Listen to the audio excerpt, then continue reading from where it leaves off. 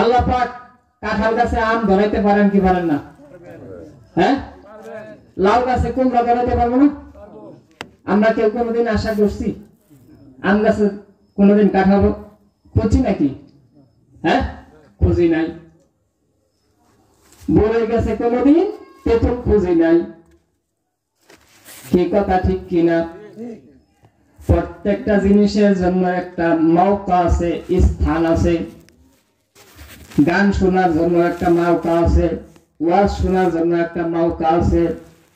এই ওয়াজের মাহফিল হইল হেদায়েত পাওয়ার একটা স্থান। কথা ঠিক কিনা? ভাইরা আমার, বন্ধুরা আমার, আল্লাহর নবী হাদিসের মধ্যে ফরমান, যখন কোন জায়গায় আল্লাহ পাকের আলোচনা হয়, আল্লাহর নবীর কথা বলা হয়, আখিরাতের কথা বলা হয়, সেইখানে আপনি আমি দেখতেছি অল্প কিছু মানুষ। আসলে এখানে অল্প কিছু মানুষ শুধু নয়, বরং এখানে হাজার হাজার লক্ষ লক্ষ কোটি কোটি ফেরেশতা এই মজলিসকে বেষ্টন করিয়া নিছে। সবাই বলেন সুবহানাল্লাহ। কোটি কোটি ফেরেশতা এখানে হাজির হয়ে গেছে। এখন আমরা তো দেখতেছি না, কিন্তু আল্লাহ নবী বলছে বিশ্বাস করা লাগবে। কথা ঠিক কিনা? শুনেন, ওয়াজ শোনাইতে পারবো, দেখাইতে পারবো না। কবরের মধ্যে আযাব হবে, দেখা যাবে? মৃত্যুর কষ্ট দেখা যাবে? হাসরের ময়দানে হিসাব নিকাশ, সেটা তো বাকি। ঠিক কিনা? পরকালের যত বিষয়, বেহেশত, দোজখ, হ্যাঁ, এগুলো সবই তো আমাদের আড়ালে রয়ে গেছে। এখন কিছু মানুষ আছে, এরা বলে যা দেখি না তা বিশ্বাস করি না, যা দেখি না তা বিশ্বাস করি না। এই জন্য ওরা নগদ যা পায় বলে নগদ যা পাও হাত পেতে নাও, বাকির খাতায় শূন্য থাক। দূরের বাদ্য দাওরে বাদ, মাঝখানে যে বেজায় থাক। আর কিছু বক্তা বর্তমানে বের হয়ে গেছে, তারা মানুষদেরকে নসিহত করে, কিন্তু কি যে নসিহত করলো শেষ পর্যন্ত খুঁজে পাওয়া যায় না। ঠিক কিনা? সুবিধাবাদ জিন্দাবাদ, যেখানে যে ওয়াজ করলে বাহাবা পাওয়া যায় সেই ওয়াজই করে। ঠিক কিনা? হাকিমুল উম্মত হযরত মাওলানা আশরাফ আলী থানভী রাহমাতুল্লাহি আলাইহি তার কিতাবের মধ্যে একটা ঘটনা লিখছেন। এক ব্যক্তি আশরাফ আলী থানভী রাহমাতুল্লাহি আলাইহির কাছে যাইয়া বলতেছেন, হুজুর, আমি একটা স্বপ্ন দেখলাম, এই স্বপ্ন আমার পীরের কাছে বললাম। কয় কি স্বপ্ন? কয় স্বপ্নে দেখি আমার হাতের আঙ্গুল থেকে পায়খানা বের হইতেছে, আর আমার পীর সাহেবের, ভুল বলছি না, ঠিক আছে এটাই, আর পীর সাহেবের আঙ্গুল থেকে মধু বের হইতেছে। আমি আমার পীর সাহেবের কাছে স্বপ্নের কথা বললাম। পীর সাহেব বললেন, হ্যাঁ তাই তো দেখবা, কারণ তুমি হইলা দুনিয়াদার, এই দুনিয়া হইল পায়খানা, এই জন্য তোমার হাত থেকে পায়খানা বের হইতেছে, আঙ্গুল থেকে পায়খানা বের হইতেছে। আর আমি হইলাম আল্লাহওয়ালা, এই জন্য আমার হাত থেকে দেখছো মধু বের হইতেছে। কয় হুজুর, স্বপ্ন কিন্তু আরো আছে, স্বপ্ন সামনে আরো আছে। কয় কি? কয় আমার হাত থেকে যে পায়খানা বের হইতেছে, এই পায়খানা আপনি খাইতেছেন। বাপরে বাপ, এখন কি রকম? আর আমার হাত থেকে, আপনার হাত থেকে যে মধু বের হইতেছে, ওই মধু আমি খাইতেছি। এখন তো পীর সাহেবের মনটা খালা হয়ে গেছে, মুখটা খালা হয়ে গেছে। হায় হায়, কি কর, আমি পায়খানা খাইতেছি আর হে মধু খাইতেছি, বাপরে বাপ। কয় বাবা, আমার দ্বারা তোমার গুনাহ দূর হয়ে যাইতেছে, এই জন্য এই স্বপ্ন দেখছো। তার মানে কি আমি খুব কামেল, তোমার ভাব দূর করে দিতেছি। বর্তমানে অনেক কৃষক আছে না, আমার কাছে মুড়ি দিলে সব মাপ, কয় না? দিস ইজ এ ভণ্ড। কথা ঠিক কিনা? আশরাফ আলী থানভী রাহমাতুল্লাহি আলাইহি বললেন, আসলে তুমি মুরিদ হয়েছ আল্লাহকে পাওয়ার জন্য, আল্লাহর রাসূলের হুকুম বোঝার জন্য, আর তোমার সেই উদ্দেশ্য হাসিল হইতেছে। আর তোমার পীর সাহেব যে তোমাকে মুরিদ করছে, যদি আমার একটা মুরিদ বাড়ে, আমার বছরান্তরে 500-1000 টাকা হাদিয়া আসবে, দুনিয়া হাসিল হবে। এই জন্য তোমার পীর সাহেব তোমার দ্বারা দুনিয়া হাসিল করতেছে, এই জন্য সে পায়খানা খাইতেছে, কারণ দুনিয়া হইল নাপাক পায়খানা। সবাই বলেন নাউযুবিল্লাহ। বর্তমানে ওয়াজ নসিহতের দ্বারা কেন লাভ হয় না, ফায়দা হয় না? যারা সভা করে তারা চিন্তা করে কোন বক্তারে দাওয়াত দিলে মানুষ বেশি হইব, ওই বক্তারে দাওয়াত করে। আর বক্তা চিন্তা করে কোন জায়গায় মাহফিল রাখলে টাকা বেশি পাওয়া যাবে। বলেন উদ্দেশ্য কি কারো আখিরাত আসেনি? সবার উদ্দেশ্য দুনিয়া। এই জন্য দুনিয়ার উদ্দেশ্যে মাহফিল করে, মাহফিল শূন্য মানুষ যাইয়া আবার গাঞ্জা খায়, মাহফিল শূন্য যাইয়া বেনামাজি থাকিয়া যায়। বক্তা সাহেবের টাকা দিয়া দিনের কাজ হয় না, দেখবেন সেটাও আবার অবৈধ কাজের মধ্যে খরচ করে। কথা ঠিক কিনা? ভাইরা আমার, বন্ধুরা আমার, কথা সংক্ষেপ, অল্প কথায় বুঝে নিতে হবে। হেদায়েত দেওয়ার মালিক হলেন একমাত্র আল্লাহ তাআলা। আপনারা যদি এখানে হেদায়েতের জন্য বসে থাকেন, কারণ আজকের মাহফিলের যে ইন্তজাম, আমার তো মনে হয় এখানে দুনিয়াবি মাকসাদ নাই। আমার তো মনে হয় পরকালকে উদ্দেশ্য করা হয়েছে। যদি কেউ দুনিয়াবি উদ্দেশ্য করে থাকেন মাহফিলের জন্য, আমি বলবো নিয়তটা ঘোরায় ফেলান। দুনিয়া আল্লাহ তাআলা ইচ্ছা করলে দিতে পারেন, ইচ্ছা করলে নাও দিতে পারেন। কথা ঠিক কিনা? কিন্তু হেদায়েত আপনাকে আমাকে মনে রাখতে হবে। আল্লাহ রাব্বুল আলামিন কোরআনের মধ্যে বলছেন মানুষ দুই ভাগে বিভক্ত হবে। কয় ভাগ? ফারিকুন ফিল জান্নাতি, একদল জান্নাতি, ফারিকুন ফিস সাঈর, আরেকদল জাহান্নামী। দুই ভাগ। আপনি নিজের ভাগটা হিসাব করেন, আমার ভাগটা কোথায় হবে? নিশ্চিত আপনি বলতে পারবেন না আপনি জান্নাতি, কারণ আল্লাহর নবী হাদিসের মধ্যে বলছেন আল ঈমানু বাইনাল খাউফি ওয়ার রাজা, আশা এবং নিরাশার মধ্যেই হইল ঈমান। হযরত ওমর ফারুক রাদিয়াল্লাহু আনহু বলছেন কিয়ামতের ময়দানে যদি আল্লাহ তাআলা ঘোষণা দেয় সব মানুষ জান্নাতে যাবে, একটা মানুষ জাহান্নামে যাবে, আমি ওমরের মনে হয় সেই মানুষটা আমি ওমরই হব। আর যদি এই ঘোষণা দেওয়া হয় সব মানুষ জাহান্নামে যাবে, একটা মাত্র মানুষ জান্নাতে যাবে, আমি ওমরের মনে হয় সেই মানুষটা আমি ওমরই হব। তাহলে কেমন আশা আর কেমন ভয় হযরত ওমরের দিলের মধ্যে ছিল। কথা ঠিক কিনা? আমরা তো নামাজ পড়ছি, বেহেশত তো কাওলা হয়েই গেছে। হ্যাঁ, একটু লেবাস পোশাক হস্টেজ করা হলে মাশাআল্লাহ বেহেশত আমার একটা কনফার্ম। ঠিক কনফার্ম নাকি? কনফার্ম আছে? আল্লাহু আকবার। আল্লাহর নবী হাদিসের মধ্যে বলেন ইয়া আমার উম্মতেরা কুল্লুকুম খাত্তাউন, তোমরা সবাই গুনাহগার, ও খায়রুল খাত্তাইন আত-তাওয়াবুন, উত্তম গুনাহগার ব্যক্তি ওই ব্যক্তি যে ব্যক্তি বেশি বেশি তওবা করে।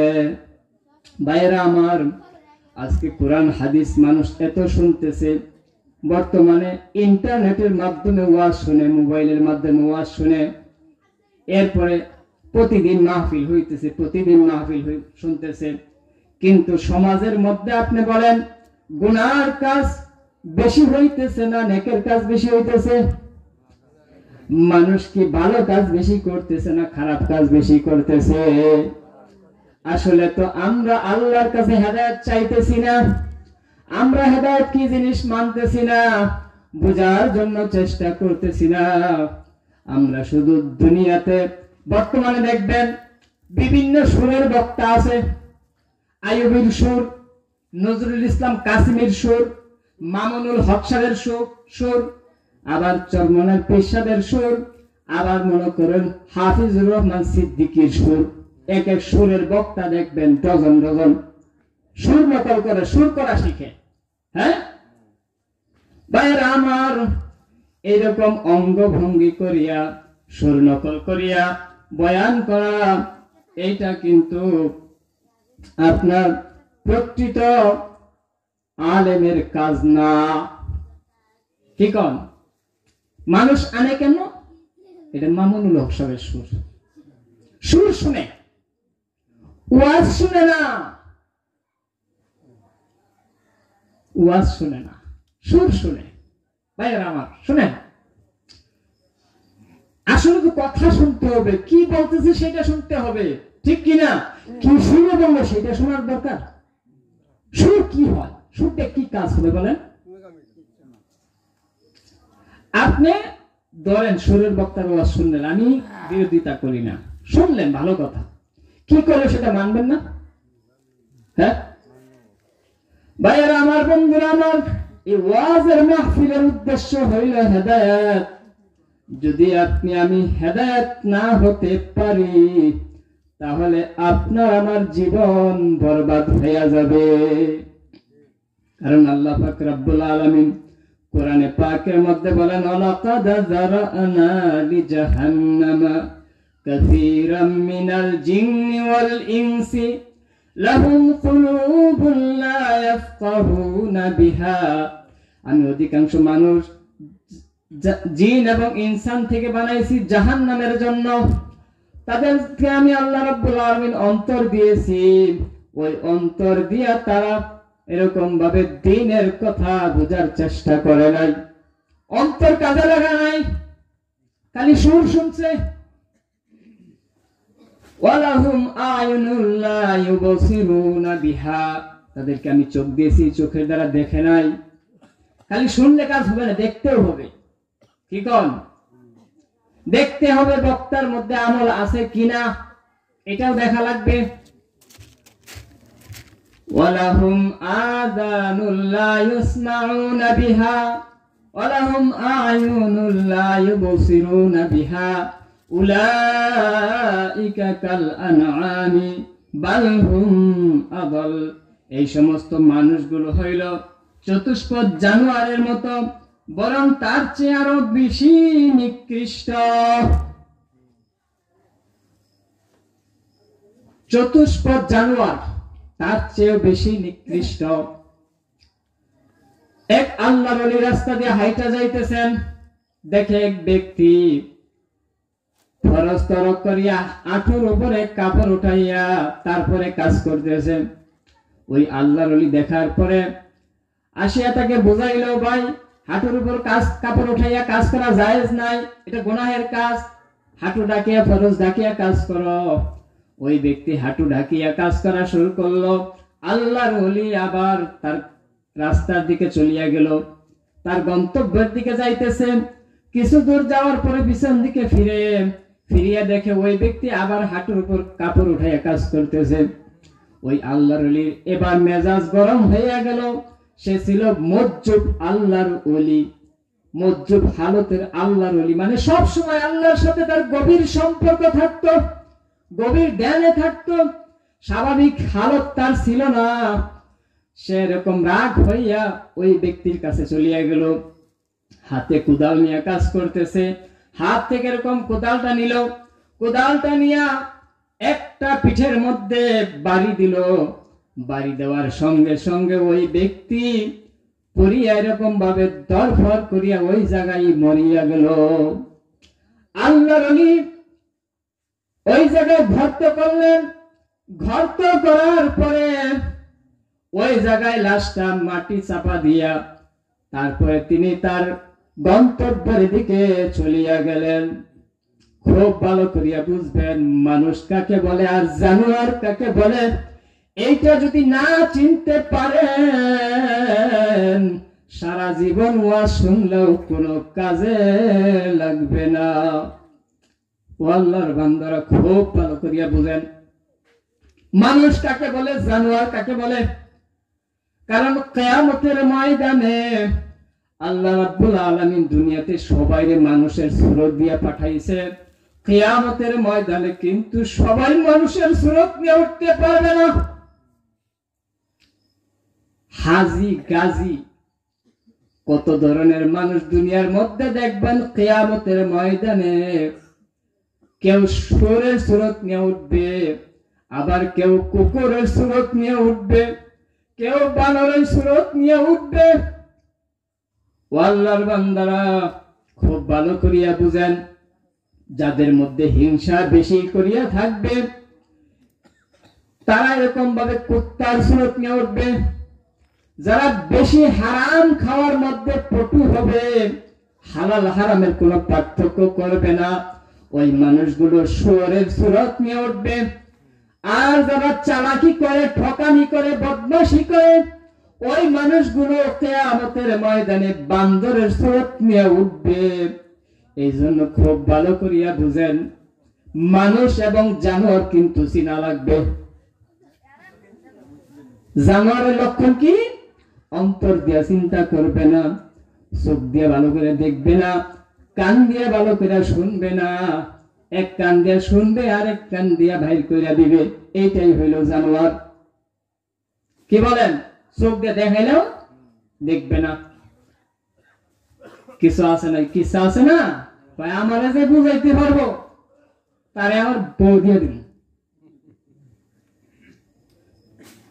কিসা মানুষে বলে, বউ কান্দে, কয় কান্দে ওকে, আপনি কি কইছেন, আপনারা বুঝাইলে আমাদের দিয়ে দিবেন। কয় আরে বুঝো না, সারা রাত বুঝাবো, পরে তুমি বুঝছি না। কি কথা ঠিক কিনা? সারা রাত বুঝাবেন তো, তাল গাছ আমার, তাল গাছ আমার রাখিয়া পরে যে তুই বুঝার হওয়া সমস্যা নাই, সারা রাত ওয়াজ শুনবো, কিন্তু এখান থেকে কিছু আমল নিয়ে যাব না। কি এরকম নিয়ত না? কিছু আমল নিয়ে যাওয়ার ইচ্ছা আছে, তওবা করার নিয়ত আছে? কে কে তওবা করবেন একটু হাত নামান। আল্লাহু আকবার।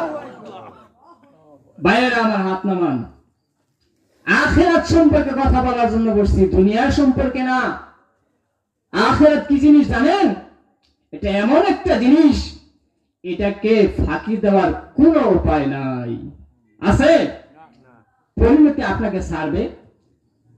আপনি এখন যুবক আছেন, কিছুদিন পরে আপনার মুখে দাড়ি আসবে, তারপরে দাড়ি আস্তে আস্তে পাকবে, তাই না? তারপরে আপনি আস্তে আস্তে কি হয়ে যাবেন? বুড়া হয়ে যাবেন।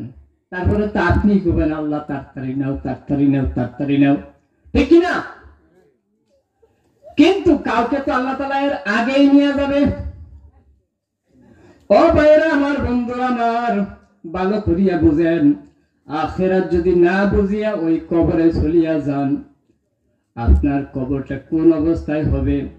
যদি কবরের মধ্যে এরকম আগুন লাগিয়া যায়, আপনার কবর যদি জাহান্নামের কুয়া হয়ে যায়, আপনার কবরের মধ্যে যদি 99টা সাপ এরকম ভাবে আসি আপনাকে জড়াইয়া ধরে, আল্লাহর বান্দারা হাজার আফসোস করলে কি আর দ্বিতীয়বার দুনিয়াতে আসতে পারবেননি? আসতে পারবেন?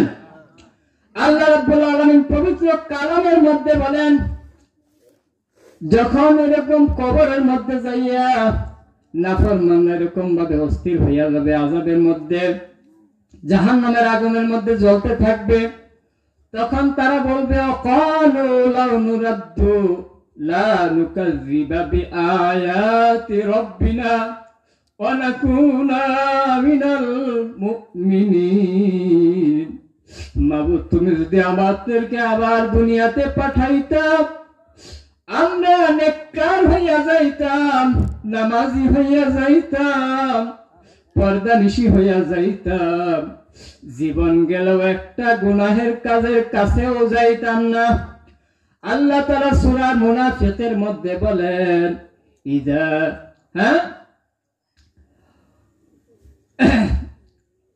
ইয়া আইয়ুহাল্লাযীনা,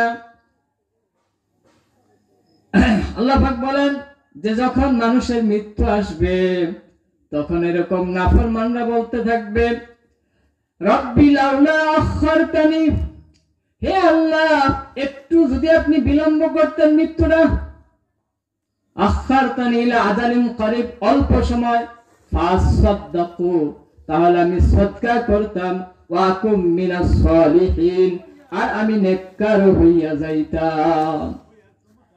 কি মৃত্যুর সময় একটু সময় কি আল্লাহ তাআলা দিবেন নাকি? ও ভাইরা আমার, বন্ধুরা আমার, এই জন্য মানুষ হইয়া যাওয়ার জন্য চেষ্টা করেন, জানোয়ার কিন্তু হওয়া যাবে না।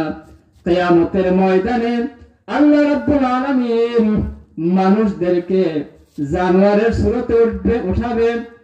আল্লাহ তাআলা আপনাকে আমাকে দুনিয়াতে মানুষ হিসাবে পাঠাইলেন, কিয়ামতের ময়দানে যদি মানুষ না হইয়া উঠতে পারি, বলেন আপনার আমার মতো মানুষ কি ভালো মানুষ হইল না নিকৃষ্ট মানুষ হইল?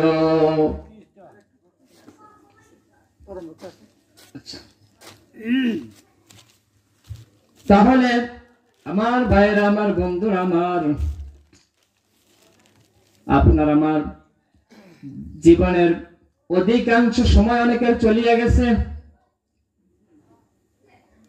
আমার বয়স যদি 40 হয়, আর 20 বছর বাঁচার সম্ভাবনা নাই, নয় বাঁচলামই, তারপরে কবর, ঠিক কিনা?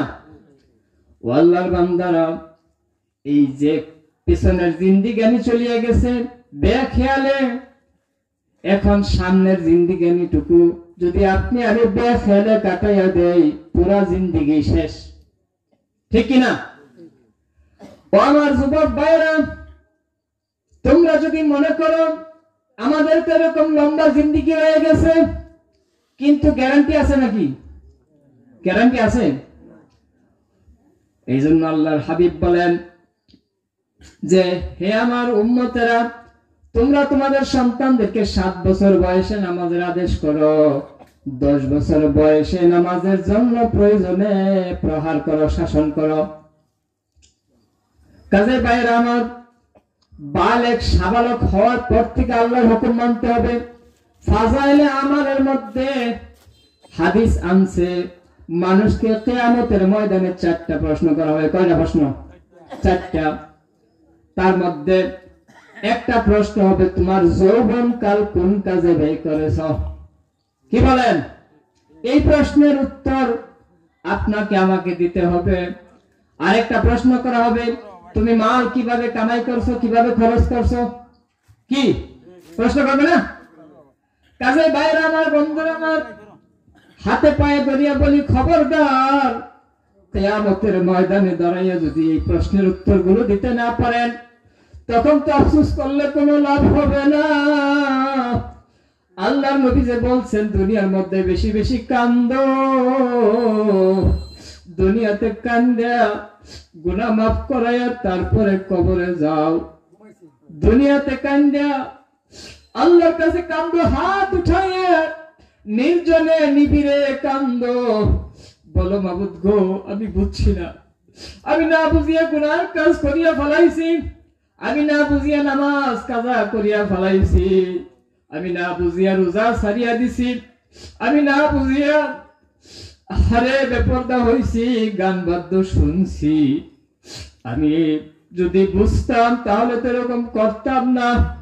রব্বুল আলামিন, আপনি আমাকে মাফ করে দেন। এমন ভাবে মাওলার কাছে বিনয় করিয়া কান্দেন,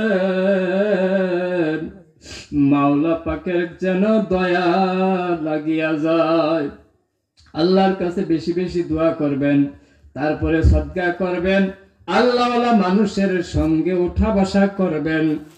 তারপরে এরকম ভাবে দ্বীনের রাস্তায় চলতে চলতে আপনি রাস্তা ছাড়বেন না। মানুষ কত পিছন দিক দিয়ে আপনাকে ধোঁকা দিবে, শয়তান আসবে বুঝানোর জন্য, মানুষে বুঝাইবে আরে এখন তো তওবা করিয়া ফেলাইছো, এখন তো সব মাফ হয়ে গেছে। না, যতক্ষণ পর্যন্ত কিয়ামতের ময়দানে আল্লাহর দরবারে হাজিরা না দিবেন, সাহাবায়ে কেরাম কবরে যাওয়ার আগ পর্যন্ত কাঁদছেন, বুজুর্গানে দিন কাঁদছেন, আম্বিয়া কেরাম কাঁদছেন, আপনাকে আমাকেও কান্দা লাগবে, কথা ঠিক কিনা? এই জন্য আল্লাহর কাছে কাঁদবেন, কারণ কান্দার সুযোগ তো এখন, কান্নার সময় তো এখন। দুনিয়া থেকে বিদায় হয়ে গেলে কবরে যাইয়া যদি আপনি আমি কান্দি, এই কান্দার কিন্তু কোনো দাম হবে না, কথা ঠিক কিনা? এই জন্য হযরত ওমর ফারুক রাদিয়াল্লাহু আনহু কাঁদছেন, কাঁদতে কাঁদতে গালের মধ্যে দাগ ফেলাইয়া দিয়েছেন। হযরত আবু বকর সিদ্দিক রাদিয়াল্লাহু আনহু কাঁদছেন, হযরত আলী কাঁদছেন, হযরত উসমান রাদিয়াল্লাহু আনহু কাঁদছেন, রশিদ আহমদ গঙ্গোহী রাহমাতুল্লাহি আলাইহি কাঁদতে কাঁদতে অন্ধ হইয়া গেছিলেন। আমার আব্বা ফুলবাড়িয়া কেআইসিএর মাদ্রাসার প্রিন্সিপাল ছিলেন মাওলানা ফজলুল করিম। শেষ রাতে উঠিয়া এমন ভাবে কান্না শুরু করতেন, তার কান্নার চোটে আমাদের ঘুম ভাঙ্গিয়া যাইত। এরকম ভাবে শিশু পোলাপানের মতন আওয়াল করিয়া কাঁদতেন। ইন্তেকালের 1 মাস আগে আমাদেরকে বললেন, আমার তো মনে হয় দুনিয়া থেকে বিদায় হওয়ার সময় হয়ে গেছে, আমাকে তোমরা মাফ করিয়া দিও, দোয়া করবা আমাকে যেন আল্লাহ তাআলা মাফ করিয়া দেয়।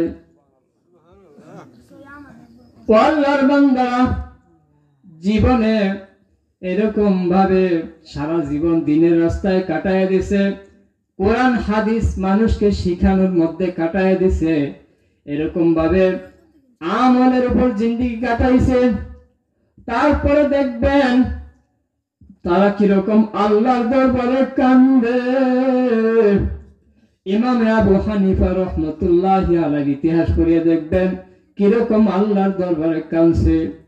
আসলেই তো যারা কোরআন হাদিস বিশ্বাস করে তারা মনে করে যদি আমার একটা ভুল হয়ে যায়, আমার যদি একটা ছোট্ট গুনাহ হয়ে যায়, আমার যদি একটা বড় গুনাহ হয়ে যায়, আরে আল্লাহ পাক যদি আমাকে না মাফ করে, আমার প্রতি যদি নারাজ হয়ে যায়, আরে আমার কি উপায় হবে?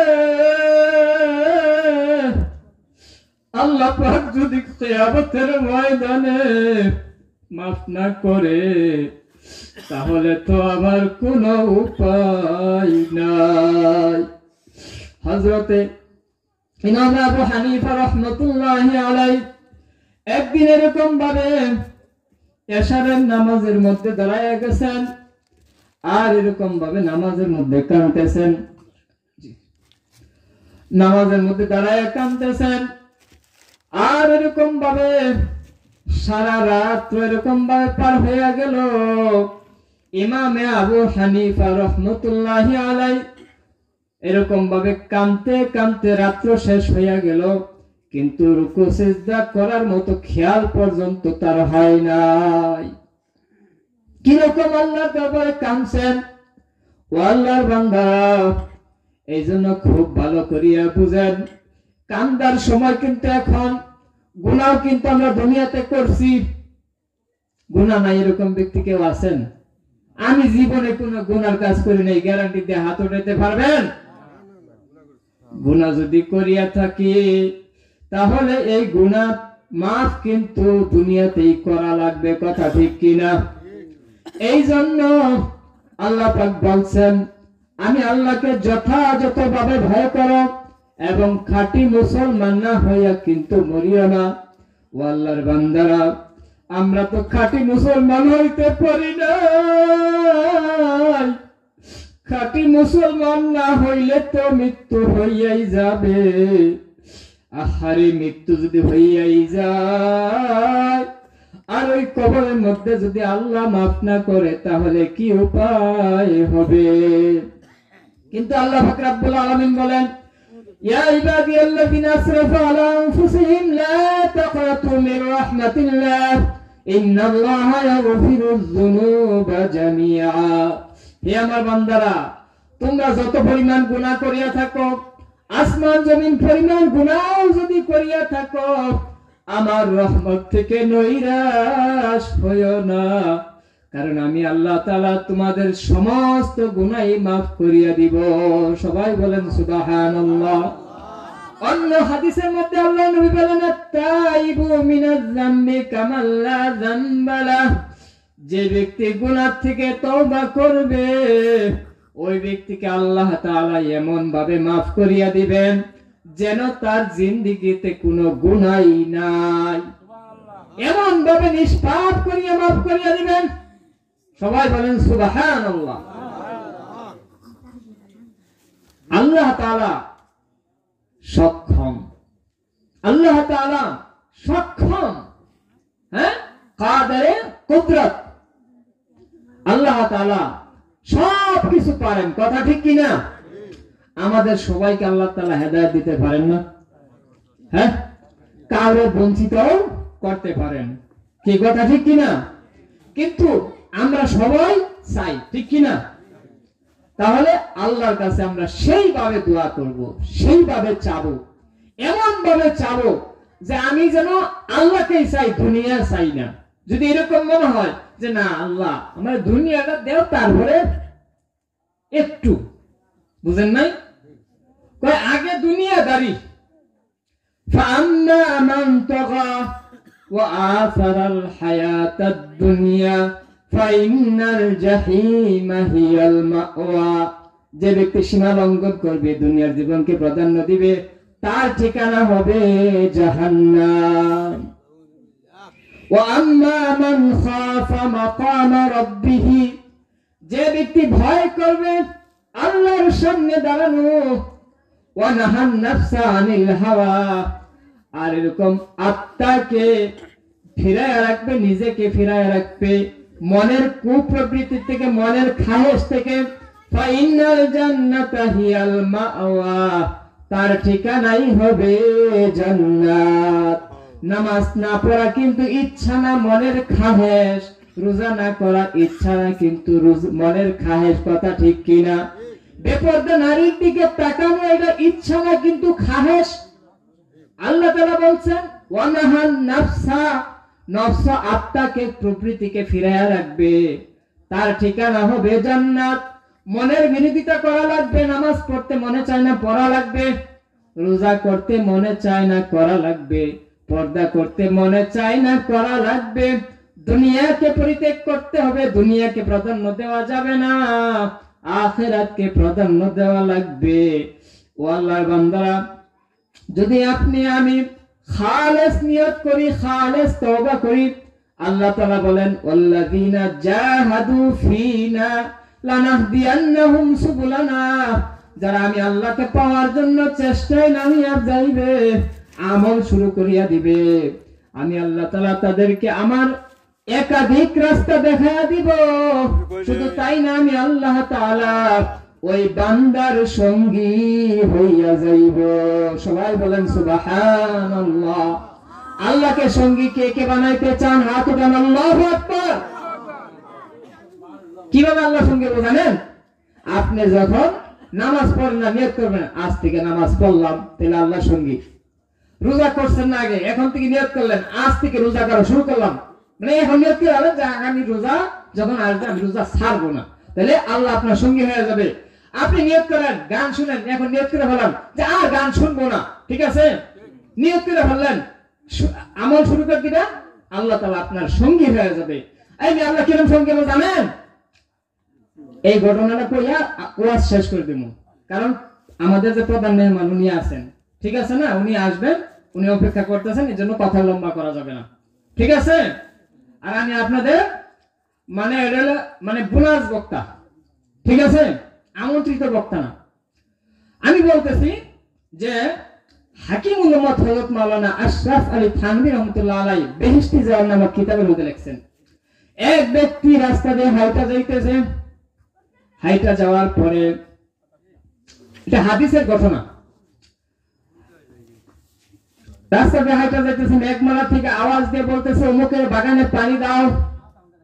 দেখলো ওই ব্যক্তি এক খণ্ড মেঘমালা আসলো একটা বাগানের উপরে, আসার পরে সেই বাগানের মধ্যে এরকম বৃষ্টি হইল। ওই পথিক ওই বাগানের কাছে যাইয়া দেখে এক ব্যক্তি এরকম ভাবে নিজে কুদাল দিয়ে ওই পানি আটকাইতেছে। বলল, ভাই আপনার নাম কি? বলল যে আমার নাম অমুক। যে নামটা বলছে, মনে করেন আব্দুল করিম, ওই নামটাই কই শুনছে? ওই মেঘমালারা মেঘখণ্ডের কাছে শুনছে। কয়, ভাই আপনি কি আমল করেন? এত দাম আপনার? গায়েবী ভাবে আল্লাহ তাআলা আপনার নাম নিয়ে মেঘমালা পাঠাইয়া পানি দেয়। কয়, ভাই আমলের কথা তো গোপন রাখা লাগে, কিন্তু তুমি তো জিজ্ঞাসা করতেছো, ছাড়তেছ না। এবার কই? এই বাগান থেকে যা উৎপন্ন হয়, এক ভাগ আমি আমার সন্তান আদিদেরকে নিয়ে খাই, এক ভাগ বাগান আবাদ করার ক্ষেত্রে ব্যয় করি, আর এক ভাগ আমি আল্লাহর রাস্তায় দান করি। সবাই বলেন সুবহানাল্লাহ। তাহলে আল্লাহ কিভাবে সাহায্য করে দেখছেন? আল্লাহর পাওয়ার চাই না মেম্বার চেয়ারম্যান দরকার? আপনার কার দরকার? টাকা পয়সা দরকার না আল্লাহর দরকার? আল্লাহ দরকার না জনশক্তি দরকার? আল্লাহ দরকার না জনবলের দরকার? আমাদের আল্লাহ দরকার। কার দরকার? আল্লাহু আকবার। হাত উঠান, আল্লাহু আকবার। আল্লাহ তাআলা কবুল করুন। ওয়া আখিরু দাওয়ানা আলহামদুলিল্লাহি রাব্বিল আলামিন। আসসালামু আলাইকুম ওয়া রাহমাতুল্লাহি ওয়া বারাকাতুহু।